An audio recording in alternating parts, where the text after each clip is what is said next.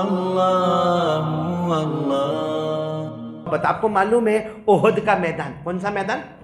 ओहद का मैदान कहाँ? और आपको मालूम है वो पहले पहले जीत, उसके बाद में हार। अरे बोलो, उसके बाद में हार। और बड़ा अजीब व गरीब मामला हो गया। 70 सहाबा शहीद हो गए, 70 सहाबा क्या हो गए? शहीद हो गए। लेकिन ओहद के मैदान से पहले जो आयत करीमा नाजिल हुई, अल्लाह ने फरमाया साबिकू इला मगफिरतिम मिर रब्बिकुम व जन्नतिन अर्दुहा कअर्दिस समाई वल अर्द।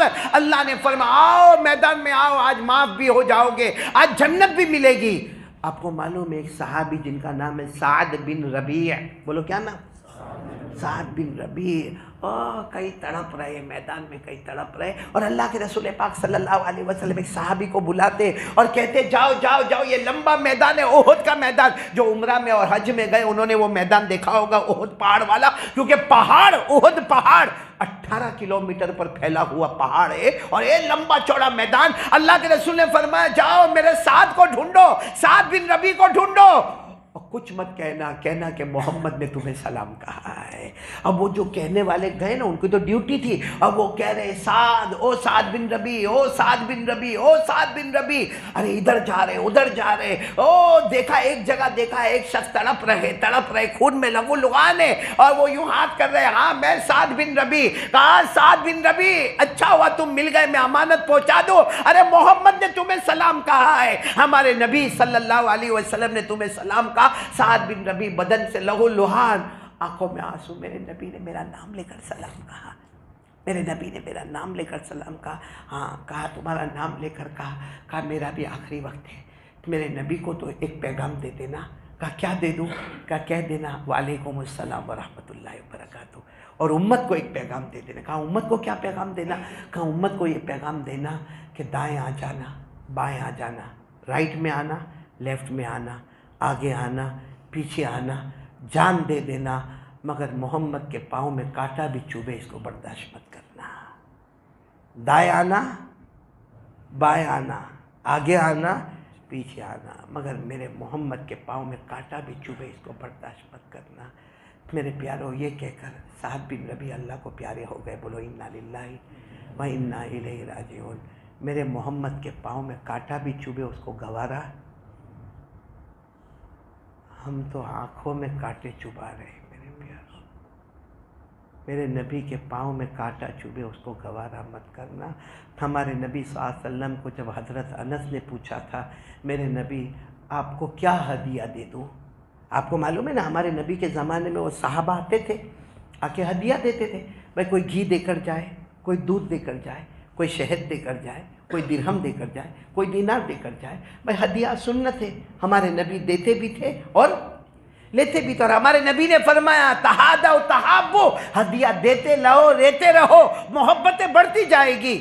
एक दिन हज़रत अनस आए, अल्लाह के रसूल मैं तो यतीम हूँ, कोई घी देता है, कोई शहद देता है, कोई दूध देता है, मैं आपको क्या दूँ? मेरे को हदिया देने का है आपको, लेकिन अल्लाह के रसूल आप मेरे को थोड़े दिन काम पर भेजोगे तो मैं कुछ कमाऊँगा तो पैसे मिलेंगे, फिर जो हदिया आप मांगोगे मैं आपको दूंगा। हमारे नबी ने फरमाया अनस एक हदिया चाहिए, तुमसे भी चाहिए, पूरी उम्मत से मुझे चाहिए। कहा कौन सा हदिया? फरमाया जुइलत कुर्रतु आइनी फिस सलाह, 5 वक्त की नमाज पढ़ोगे ये मेरी आंखों की ठंडक है। वो हज़रत साद बिन रबी ने क्या कहा? आगे आओ, पीछे आओ, दाएं आओ, बाएं आओ, सब जगह जान दे देना, मगर मेरे मोहम्मद के पाँव में कांटा चुभे उसको गवारा। हम तो रोज़ सुबह में नबी की आंखों को, रोज़ सुबह फजर की नमाज जाती है, शर्म नहीं आती हमको? ईद की नमाज पढ़ी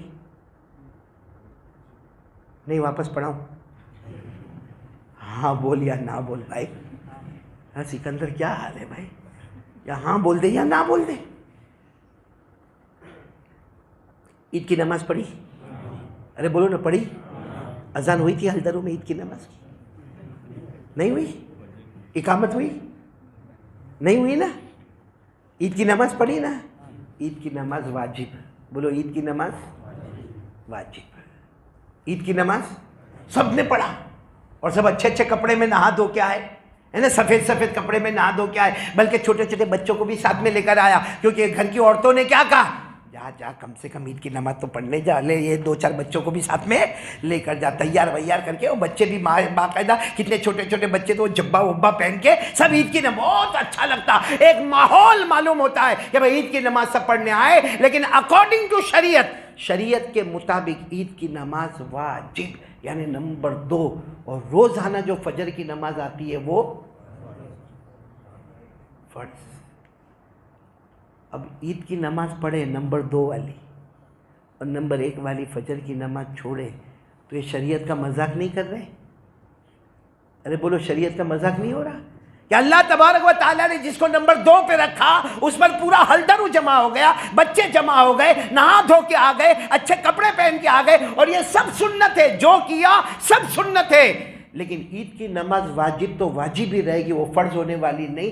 इसीलिए अगर कोई सफ़र करता हो ना मुसाफिर, अगर वो ईद की नमाज नहीं पढ़े उसके ऊपर कोई गुनाह नहीं। किसी भी मुफ्ती से फतवा पूछ लो, अगर कोई मुसाफिर है और ईद की नमाज नहीं पढ़े, अरे नहीं पढ़ा ईद की नमाज, सफ़र में हो ईद की नमाज नहीं पढ़ा, उसके ऊपर कोई गुनाह नहीं है। लेकिन सफ़र वाला फजर की नमाज नहीं पढ़े तो क्यों? क्योंकि फजर फर्ज है, ईद वाजिब है। ईद सब ने पढ़ा और फजर छोड़ा, और ईद के दिन तो ज़ोहर के बाद तो ऐसा लगा रोज़ा रख के कितना बड़ा उम्मत पे एहसान किया मैंने। और रमज़ान में शैतान बंद हो जाता है, अल्लाह सब शैतानों के हाथों में कड़िया, पाँव में बेड़िया, और अल्लाह सबको उठा उठा के पटक पटक के जहन्नम में डालते। जैसे रमज़ान का चांद आया शैतान अंदर, और ईद का चांद आया तो शैतान। और ईद की नमाज के बाद पूछता है, where are you my brother? कहाँ है भाई, तेरे चेहरे पे कुछ दाढ़ी आ गई, क्या हुआ? ईद के दिन तूने कटिंग नहीं किया? तो ये ज़ोहर के टाइम पे क्लीन शेव होके ज़ोहर की नमाज गई। वे शैतान को बोलते हैं, तू कहाँ चला गया था, बहुत याद करता था मेरे को।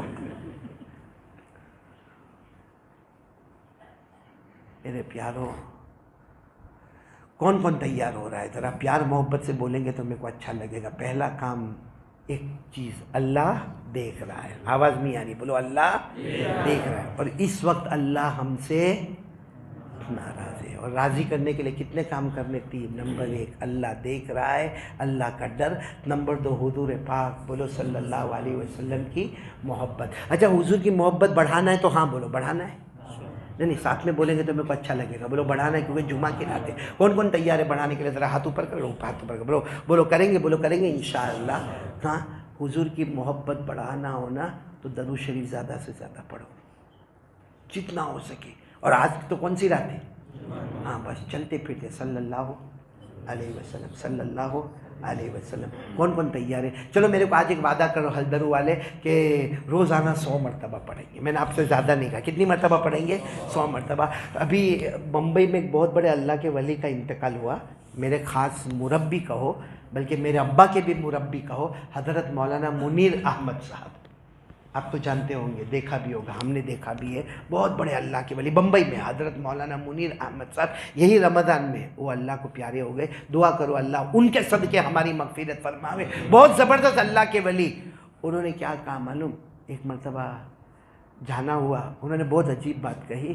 कहा कि रमज़ान का महीना था, यानी उन्होंने पहले का वाक़या सुनाया कि रमज़ान का महीना था, और कहते मेरे पास बहुत सारे रमज़ान में एतकाफ़ के लिए मुरीदीन आए, बहुत ज़्यादा लोग आते थे, 200-250 मुरीदीन आते थे। कहते एक दिन मैंने जोश में ऐलान कर दिया, हज़रत मौलाना मुनीर साहब कहते मैंने एक मरतबा जोश में ऐलान कर दिया कि जो 1 लाख दरूद पढ़ेगा मैं 500 रुपया हदिया दूंगा। आके मेरे को बोल देवे कि मैंने 1 लाख दरूद पढ़ा, मैं 500 रुपया दूंगा। कहते आना शुरू हो गए, 500 500 500 500, मैं ख़त्म हो गई जेब में। और आ रहे अभी भी कि 1 लाख हो गया। क्या मैंने घर में मेरी बीवी को, क्या एतकाफ़ में थे, कहा मैंने घर में बीवी को कहलवाया और पैसे की थैली भेजो। आई पैसे की थैली आई, कहा उसमें से 500 500 500 का वो भी ख़त्म। कहते मैंने देखा अभी 13 आदमी और खड़े, कितने?